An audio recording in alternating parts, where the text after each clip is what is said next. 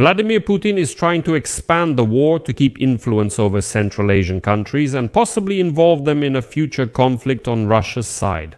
Today, in Bishkek, Putin proposed to flood loyal countries of the former Soviet Union with Russian weapons in response to the alleged militarization of other countries with Western arms. As an example, Putin cites Belarus, which has not only adopted all Russian weaponry, but has also become a military training ground for Russians who can now threaten Europe from the territory of Belarus, which has lost any sovereignty. Today, Putin proposed to the member countries of the Collective Security Treaty Organization to completely rearm their armies with Russian weapons that have been tested in the war against Ukraine. Putin proposed launching a large-scale program to equip the collective forces with modern models of Russian weapons and equipment. So, what does this mean and what else did Putin say in Bishkek? That's what we will talk about in this episode. My name is Alexei Pichi. Let's discuss this topic together. But before we start, I ask you to subscribe to the channel, like the video, leave any comment under this episode, and subscribe to my Telegram channel, Pichi News. The link is in this video's description. And if you want to support the work of this YouTube channel, you can do so with any donation using the links and details in the description of this video. I would appreciate any support from you. Today, Putin tried to show that nearly all Collective Security Treaty Organization countries might support him in the war against Ukraine and Europe. Putin suggested that the member countries of the Collective Security Treaty Organization rearm their armies with Russian weapons that have been tested in the war against Ukraine. Quote, "We propose to launch a large-scale program to equip the collective forces with modern models of Russian weapons and equipment that have proven their effectiveness in real combat operations." Putin stressed Russia will keep working closely with its allies on all matters to boost the Collective Security Treaty Organization's military strength. And the main efforts will be focused on, quote, "increasing the combat readiness of national contingents and improving the management of collective forces." Let me remind you that at the moment the Collective Security Treaty Organization includes the former Soviet republics, Armenia, Belarus, Kazakhstan, Kyrgyzstan, Tajikistan, and Russia. After the Nagorno-Karabakh war with Azerbaijan, Armenia indefinitely suspended its participation in this organization. And so, Putin's proposal to provide Collective Security Treaty Organization countries with Russian weapons came against the backdrop of a huge drop in Russian arms exports, which have halved compared to 2022, when the figure reached $14 billion annually.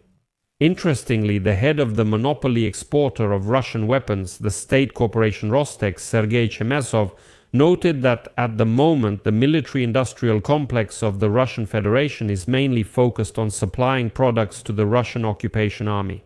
However, he assured that exports will begin to recover in the near future. And now, according to him, the Russians have expanded their capacities and increased production, so they will be able not only to meet the needs of the Russian occupiers, looters and murderers, but also to supply products to their partners. But here there are some nuances.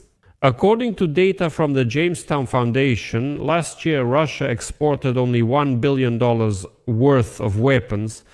That's 92% less than in 2021.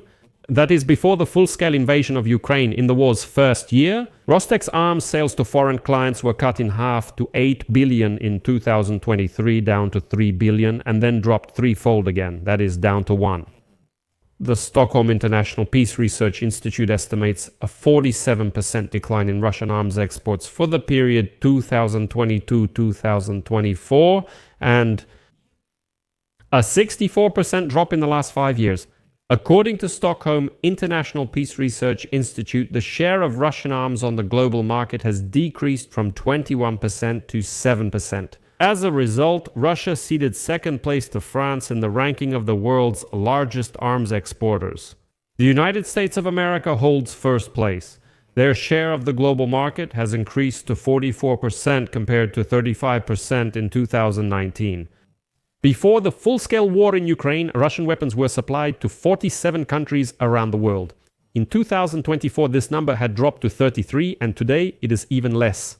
At the same time, The largest buyer of weapons from Russia remains India with a share of 38%, followed by China with 17% and Kazakhstan with 11%. But what's interesting here is something else. Putin doesn't just want to sell weapons to Collective Security Treaty Organization countries, he wants to make them envy Germany. Like more rescued the Christmas trees and so on.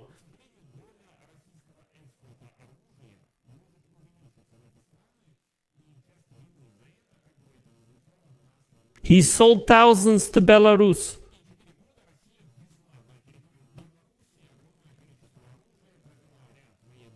But Belarus is now deploying tactical nuclear weapons on its territory.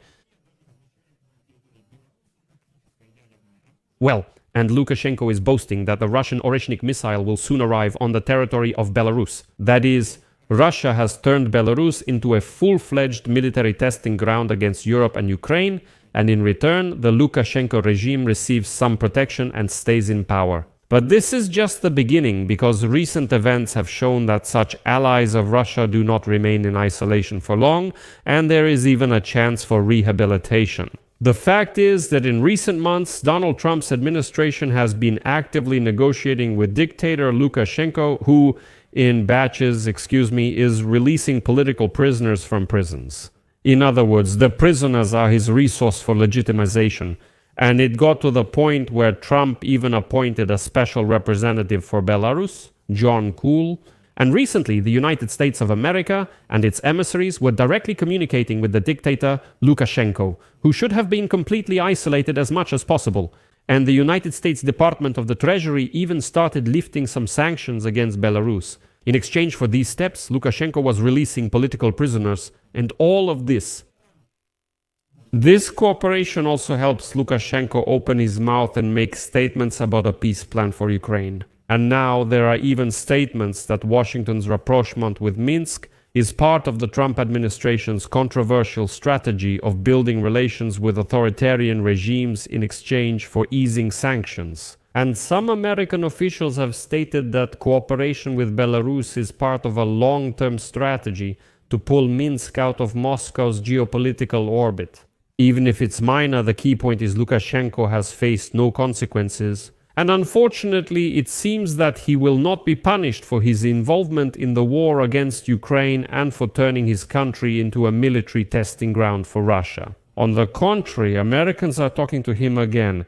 Donald Trump agreed Lukashenko is a good president. And this may encourage some leaders from Group B to reconsider their priorities in the future. If they need to protect their regime, they might enter into the same kind of alliance with the Russians, understanding that their regime will not end up in total isolation. Well, an example of this is the Lukashenko regime. So, as they say, draw your own conclusions here. I'll leave it at that. Share your opinions and conclusions in the comments below this episode. Subscribe to the channel, hit the bell, and don't forget to like.